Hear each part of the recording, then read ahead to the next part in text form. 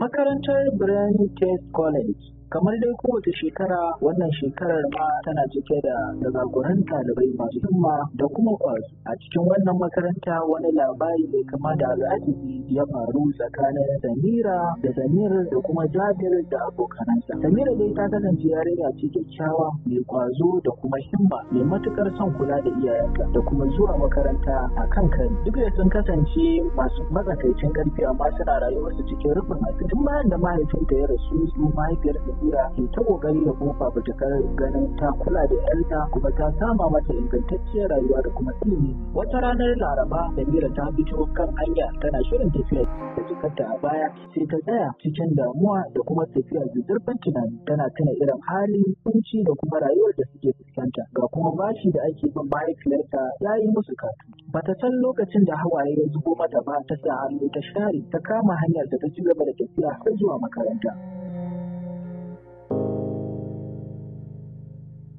Bayan ta je makaranta duk kokarin da ta yi don ganin ta yi walwala ta saki jiki ta shiga cikin kawaye da kuma abokan karatunta amma ta kasa ta keɓe wuri daya tana ta tunani akan rayuwa. Ji ta yi daga bayanta an tabo ta ana faɗar sunanta da ta juya sai ta kawar da ce Basma take cewa Samira me yake damun ki tun ɗazu ina ta magana amma baki ji ni ba. Da yake tsakanin Basma da Samira akwai amintaka da kuma shakuwar juna a tsakaninsu. Samira bata ɓoye wasu ba komai ba ta labarta mata duk irin abin da yake faruwa. Wasu mace tausaya mata ta kuma ba ta shawarwari da cewar ta yi haƙuri komai lokaci ne kuma komai zai wuce. Daga gefe guda Junaid ya ji dukkan abin da yake faruwa tsakanin Samira da kuma Basma. Shi ma cikin rashin ƙwarin jiki ya tashi ya lallaba ya tafi inda su Zubair da Fahad suke a tsaye suna hira.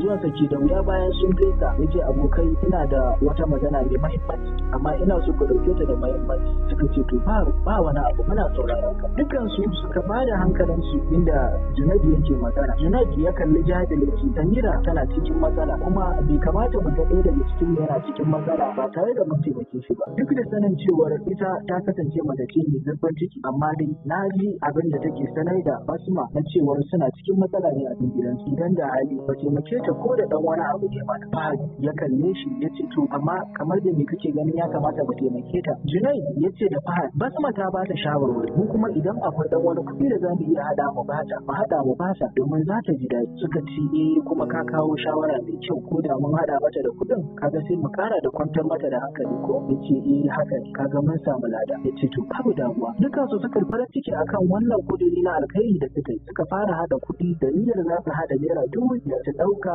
su bata. Ai kuwa haka akai suka hada kuɗi amma a cikin kuɗin nan da suka hada sai suka hada naira 4,700. Da suka hada naira 4,700 suka nemi 300 da suke so domin su cika kuɗin nan ya kai 5,000 su ɗauka su bata amma ba su samu ba. Sai nan take suka gargaya suka tafi wajen Basma tana cikin tafiya sai ta ji sun yi mata magana ta tsaya ta juya suka labarta mata duk wannan kudiri nasu. Ita ma ta yi farin ciki sosai suka buƙaci ko da za su samu 300 a wurinta sai su hada sai su je su kai wa Samira. Ai kuwa ta ce musu babu kuɗi a wurinta. Can a gefe guda sai suka hangi Samir ya zo wucewa. Nan take Fahad ya ce ga Samir can mu kirawo shi ko da za a samu 300 a wurinsa. Nan take kuwa Junaid ya tafi dogon tunani ya ce ai kuwa ɗazu na gan shi da kuɗi yana makarewa a cikinsa. Duk da dai kun san da cewa shi mutum ne wanda baya son a cina shi amma dai bai kira shi da ko Allah zai sa a samu. Jabir ya ɗaga murya ya kira shi kai Samir ya tsaya daga tafiyar da yake ya juyo ya kalle su kai masa alama da hannu ya ƙara so inda suke. Bayan ƙarasowar da ke da wuya suka labarta masa cewar ga abin da suke so daga gare shi suna buƙatar ya ba su naira 100 amma ba su kai da gaya masa cewar ga abin da za su yi da wannan 100 ba. Nan take ko ya ce masu babu. Fahad ya ce da shi ƙarya kake ɗazun nan na ga kana ɓoye kuɗi a cikin. Junaid ya ce shi da ma fa ba a cin nasa kuma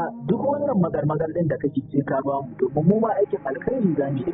Nan take ya juya yana ƙoƙarin tafiya ya ce musu babu. Jabir da yake shi mutum ne ba karfa ya sa hannu ya ruko shi ya murɗe shi inda ya zaro wasu kuɗaɗe a cikin aljihunsa ya ɗauki naira 300 ya wurgi da shi a ƙasa sannan ya jefa masa rago kuɗin nasu. Faduwar Samir ke da wuya ya fuje a hannu suka tafi suka bar shi a wurin da hawaye a fuskarsa. Daga nan Jabir da Junai da Fa suka tafi suka rankaya har inda Samira ta suka labarta mata kudurin da suka zo akan suna so su dake ta kuma ga kuɗin da suke so su bata. Sai farin ciki sosai ta karɓi wannan kuɗin ta musu godiya. Bayan an tashi daga makaranta Samira tana cikin tafiya a hanya sai ta ji wani sauti kamar ana nishi ko kuma ana kuka daga nesa da ita. Ta tsaya ta saurari wannan sauti sai ta tafi a hankali ta nufi inda take jin wannan sauti yana fitowa. Ko da zuwan take da wuya sai ta ga Samir ne a zaune yana kuka yana duba hannun sai sauran zuwa inda yake ta kama hannun nasa tana duba cikin tausayawa ta ce waye maka haka ya ce wasu ne suka ji min ciwo kuma suka kwace min kuɗi naira 300 ta ce ayya kai hakuri ta samu tsumma mai tsafta ta daure masa hannunsa sannan a cikin wannan kuɗi nasa ta ciro naira 300 ta miƙa masa ya farin ciki sosai ta tashi ta tafi.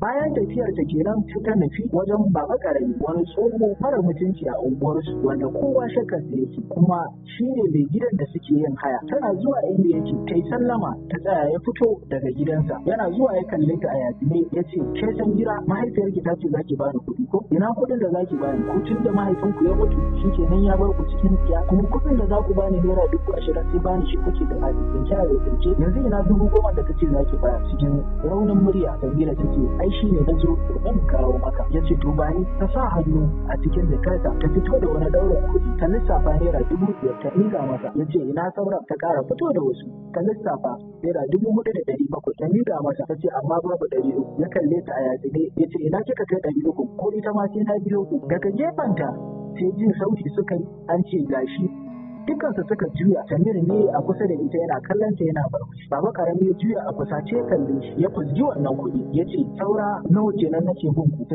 ce saura 10,000 shi ma yan Allah ya kuma za mu kawo maka ya karba ya juya ya bar sa a wannan gurin Samira ta kura wa Samir ido shi ma yana kallon ta yana burbushi to masu sauraro a nan ne za mu daga aya cikin wannan shiri sai ku tara da mu a cikin shiri na gaba domin jin ci gaban wannan labari ko kuma mu kawo muku wani sabo ku bayyana mana ra'ayinku a ƙasan comment section game da labarai da muke wallafa mu bayan wannan tasha ta gidan tatsuniya da labarai muna godiya na ku a koda yaushe sai